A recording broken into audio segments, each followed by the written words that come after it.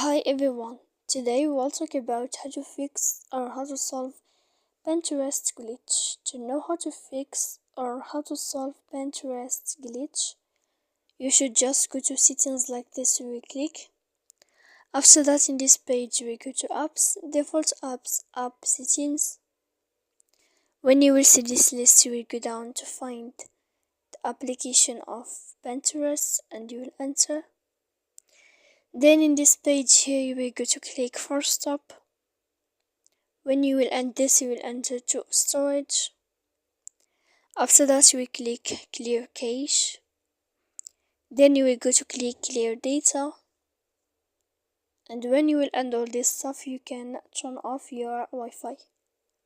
So please don't forget to support us by like and subscribe.